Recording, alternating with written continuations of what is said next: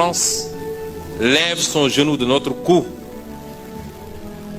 7 siècles de misère fait de traite humaine, de colonisation et aujourd'hui de néocolonisation, cela suffit. Il est temps que la France nous foute la paix. Il est temps que la France prenne exemple sur ses voisins européens. L'Allemagne est la première puissance économique d'Europe, loin devant la France. La 3e ou 4e puissance économique du monde. L'Allemagne n'exploite aucun pays, aucune colonie. Je peux citer l'Italie, je peux citer l'Espagne, qui avait des colonies avant, mais qui n'exploitent personne, qui ne font pas ingérence, qui n'imposent pas des dirigeants dans leur ancienne colonie. Au nom de quoi la France croit pouvoir continuer à nous imposer des dirigeants, à faire des choix à notre place. Cela doit cesser et l'Afrique nouvelle, la jeunesse africaine, les élites africaines, la diaspora africaine dit non, ça ne peut pas continuer. L'hypocrisie de cette France se vit et s'exprime tous les jours. Prenons exemple du cas du Mali et du Tchad. Au Tchad, où le processus constitutionnel a été interrompu, la France a applaudi et son président est allé consacrer le nouveau roi.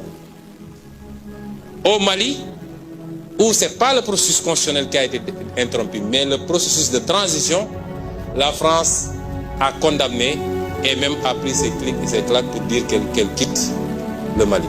Ça, c'est de l'hypocrisie. C'est le 2 poids, 2 mesures. C'est le double langage que la France tient en Afrique.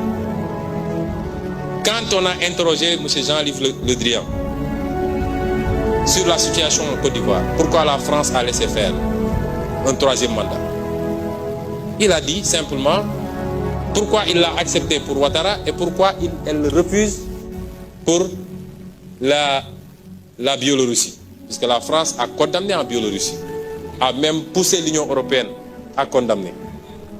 M. Le Drian répond en disant que c'est parce qu'en Biélorussie, il y a eu des millions de personnes qui sont sorties dans les rues et que ce n'était pas le cas en Côte d'Ivoire.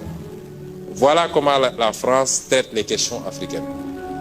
Personnellement, nous n'attendons absolument rien de la France. Nous voulons qu'elle cesse de s'ingérer dans nos affaires. Que le peuple sénégalais puisse avoir le droit de choisir librement. Et non pas parce que la France a choisi un candidat avec les méthodes qu'on connaît. On commence par cibler des gens, on les décore dans des légions d'honneur ou dans je ne sais quel autre grade chevalier de je ne sais quoi. On les inscrit dans des loges maçonniques. On leur dit préparez-vous, ce sera vous après. Même l'hypothèse où Macky Sall ne pourrait pas passer, nous savons qui est en train d'être préparé par la France. Cela doit cesser, ça ne se passera plus comme ça. Que l'on soit bien clair, nous n'avons rien contre le peuple français. Et en France même, des voix politiques et citoyennes se lèvent pour tenir le même discours que celui que je suis en train de vous tenir. Les députés, par exemple, Madame Frédérique Dumas,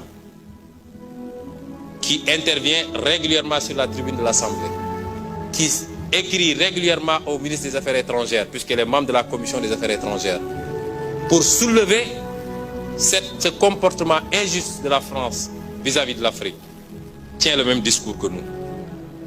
Messieurs Jean-Luc Mélenchon, Jean-Paul Lecoq, André Chassaigne, tous députés, tiennent le même discours que nous. Et des centaines d'autres voix. L'ONG Survie, comme d'autres ONG, font un travail extraordinaire dans le même sens.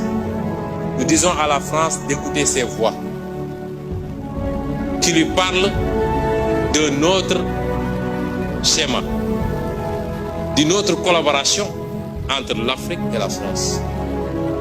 Beaucoup plus juste, beaucoup plus équitable, mais beaucoup plus durable.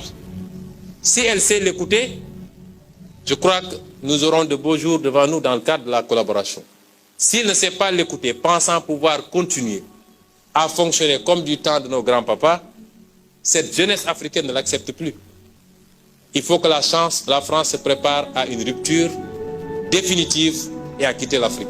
Parce que l'Afrique appartient aux Africains, elle n'appartient pas à la France. Elle n'appartient à personne d'autre, ni la Chine, ni les États-Unis, ni personne.